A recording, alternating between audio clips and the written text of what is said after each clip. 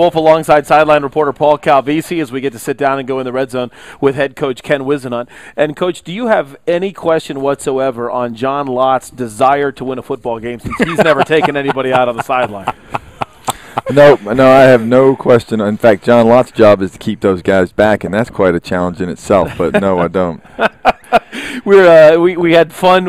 Congratulations. I have to imagine after the pain of the last 7 weeks, I hate to ask the cheesy question, what does it mean? But when you combine everything you guys have been through and how hard you've been saying you worked, what level of satisfaction? Is it different when you win a game after a streak like this as opposed to the times when you're 9-5 and you advance to 10-5 on a season? How does this win differ from wins like that?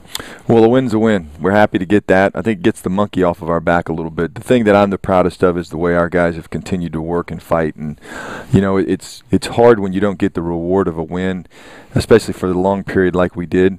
And for them to continue to do it the way they've been doing it, it's nice to see them get the reward of that. I mean, personally for me, obviously it's good. You know, it's a hard job. You work at it, and you know, the only way that you get a reward is that Sunday night afterwards you get to go to dinner and relax after a win and actually watch the highlights for once. So it's, you know, it's good.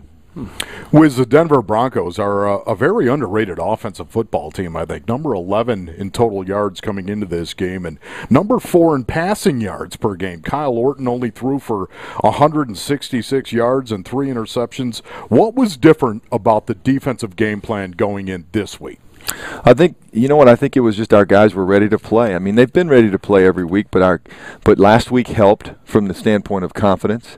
We did a really good job this week in practice of working hard on tight coverage with our guys, and we worked on some pressures knowing that we were going to be forced into some man coverage. We put Dominique on Brandon Lloyd, their receiver, matched him up. You know, early it looked like it was going to be a tough matchup, but then Dominique held his own from that point and did a nice job after it.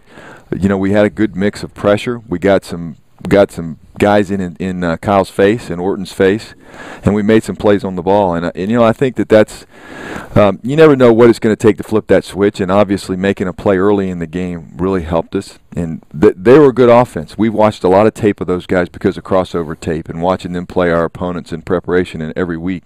And they've been operating at a high level. So for us to come out and play the way we did against that offense yesterday, you know, it was something, I guess, too, that we had to do. We had a rookie quarterback.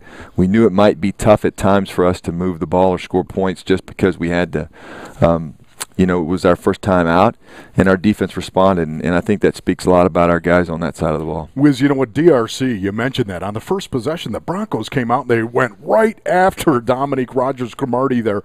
Was anything said to DRC, or was it just a situation Dominique Rodgers-Cromartie knew exactly what was going on? Well, you never know for sure what's going to happen until you get into the game, but it was obvious that early they were going to test him. And, you know, Dominique's been working much better in practice in his preparation, and especially with trying to play tight coverage and making plays on the ball.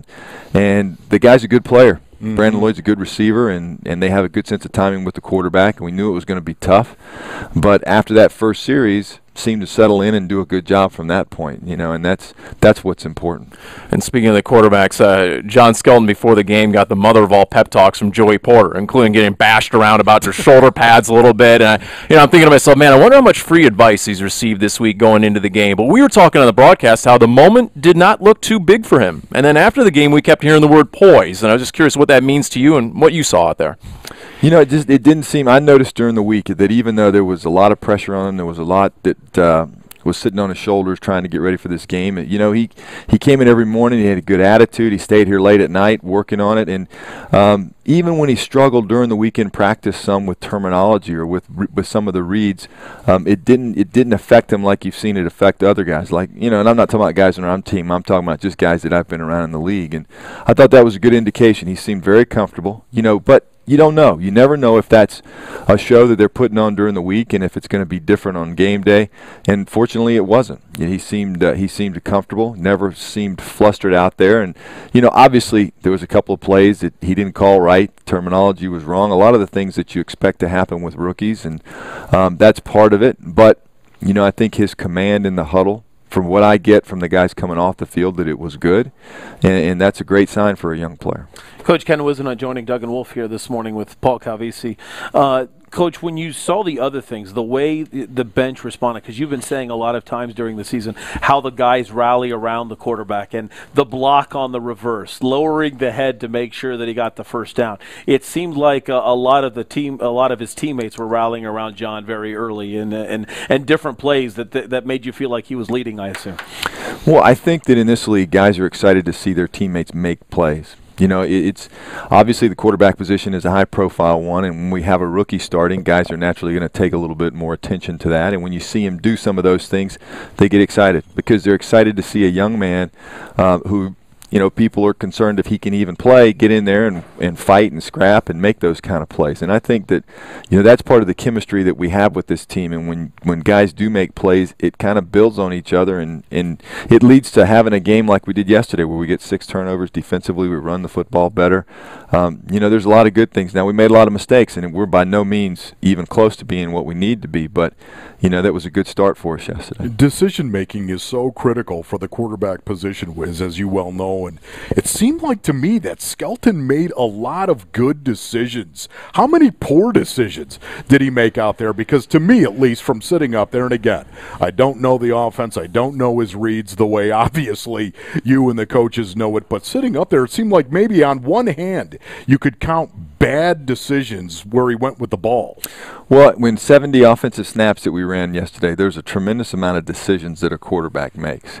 And, you know, and a lot of times you can make a wrong decision and still get away with it. What you really judge a quarterback by is what his answers are to what he's thinking when he comes off the field, or how you see him handle situations. And that, to me, was one of the most positive things about John. You know, there was a play, I know you guys don't know it, but we had a third down play. It was one where Champ Bailey almost intercepted it, where he got in front of Larry. Yes. And, you know, came off the field because it looked at the time like the back was open to the flat. We had a pick play on the other side.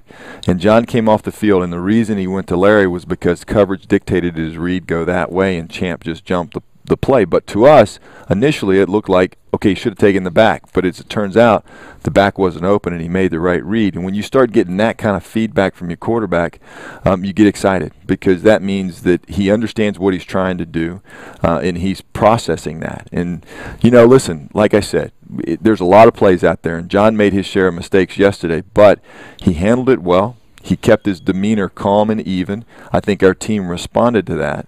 And, you know, we'll see how it goes as we progress.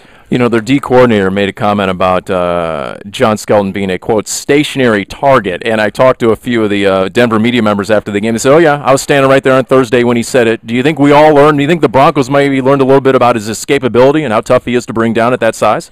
Well, I can tell you, Paul, we were aware of that comment.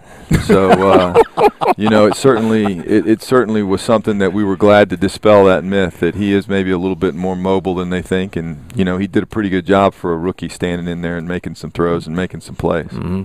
Jay Feely is now a star. His Twitter followers skyrocketed after the fake field goal. Did you take into account his star rising before you called that play? And what was the look you were looking for that made you stay with the fake?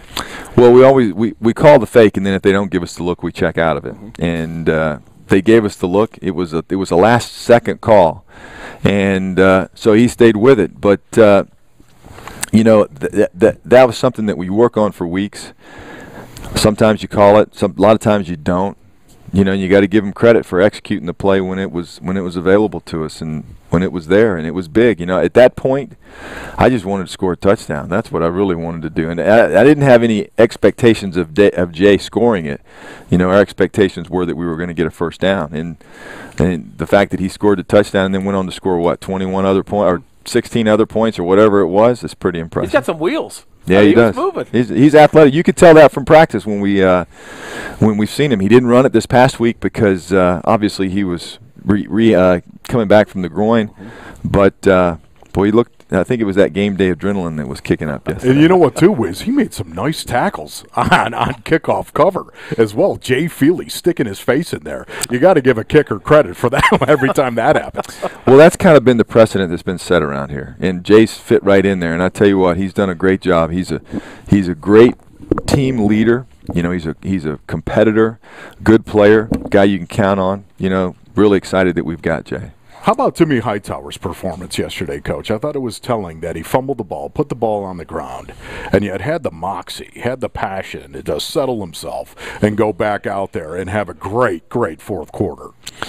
Well, I think that speaks to being a professional. That's what you have to do. You know, that was a horrible fumble at that time in the game. You can't do that, and it's going to restrict your play time if you make those kind of plays because, you know, we're in a good situation with that game, and you can't turn the ball over down there in the red zone. That's not something at that position you can do.